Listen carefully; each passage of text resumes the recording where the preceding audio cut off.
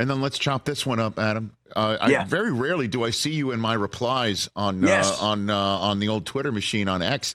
I had to see if it was a fake blue check mark with your name and avatar. There's only 1 million of those out there. Yeah. But during the Christmas night game, I was just seeing everybody saying, "Oh boy, here's Lamar now, the MVP." Check that box. I totally agree with that. And how all the teams blew it by passing on him because there was collusion happening. And I'm like, hold on a second. Lamar was never an unrestricted free agent. He was just transition tagged, which allowed other teams to talk with him.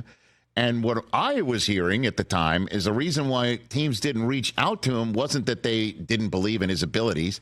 They were concerned about his eating habits, to be straight up with you, and they were also concerned with his work habits, but more than anything else, they were concerned that the Ravens loved him so much. Why help them figure out their conundrum in a contract by negotiating one only to allow them to match it? That's what I was talking about. And then you jump in saying that's not it.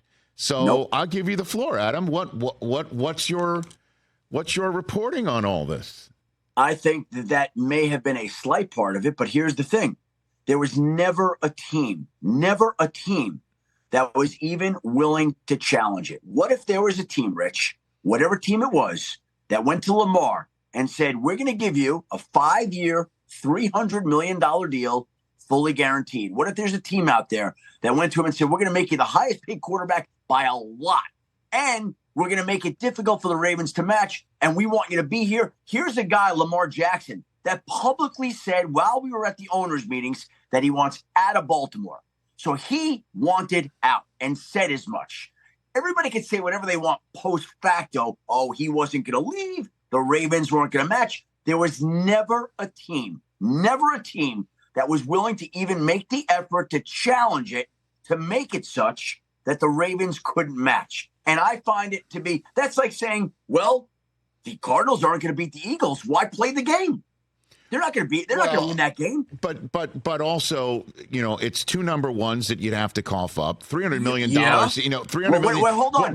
But we're viewing this right now after seeing Lamar right now. He didn't finish the previous 2 seasons. And Adam, listen, we don't traffic in rumor. We don't traffic in rumor. But the conversation was, why wasn't he out there with his teammates? Why wasn't he with them? He was sick. I mean, there was a lot of questions about the way Lamar was handling his business behind the scenes. There was a lot of questions about Lamar being healthy. And I love the kid. All those are fair. You raise great points there. Okay. And that has more to do with it than the Ravens not willing to match. There was never a team that was willing to step up to even challenge it, whether it's because of the eating habits you're suggesting or whether it's because he didn't finish either of the past 2 seasons due to a knee injury or somebody didn't think that he would be worthy of being ultra aggressive. We've seen over time teams step up when they wanted somebody to make it happen. Nobody stepped up. The Panthers stepped up for Bryce Young. That's what they did. Nobody stepped up for a variety of reasons for Lamar Jackson to even put Baltimore in a spot where they would be in a tough position where all of a sudden they'd have to match. By the way, it's 2-1s. If you sign Lamar to an offer sheet and you go to Baltimore, you say, I get that. I get that with what we're seeing out of Lamar, and that's why I always thought the Ravens were never going to let him walk anyway. By the way, they were never even presented with a difficult, never challenged. No, and that's I get that. Problem I have. But it's also different, for a team to cough up 2-1s for a kid on a rookie contract, and you don't have to pay him $200 million or $300 million until you've seen it from him. I mean, and I know that sounds ridiculous when you see what Bryce Young looks like and you know what Lamar has been and is and clearly will be for years going forward for a Ravens franchise that may win the Super Bowl with him this year because they do love him that much. So that's different. But this conversation, people are going to be looking at me like I'm an NFL stooge, or you won't say the word collusion because everybody thinks that's what it was. That it was collusion. But by the way, there's still an ongoing collusion case. There's depositions being taken. I don't know what's going to come out of that, but that's going on. So that's another element. But again, nobody challenged this. Nobody tried to be creative with this. Nobody said, we're going to sign Lamar to an offer sheet, and then we're going to go make this trade proposal to Baltimore for all the reasons that we talked about here. Nobody was aggressive. Nobody challenged it. And when you look at him this year, you say, how could that be? But it wasn't that we're scared Baltimore is going to match, so we're not going to sign him.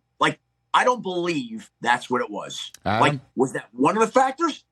Yeah, okay, fine. But it was among a multitude of factors. And again, it's a lost opportunity from any number of teams that could have been aggressive and put all the mental energies into these contracts that these teams do. So many of these teams are so smart and so creative with so many things. And there were just teams that just whiffed here. They just whiffed. Catch the Rich Eisen Show every single day on the Roku channel, 12 to 3 Eastern, for free.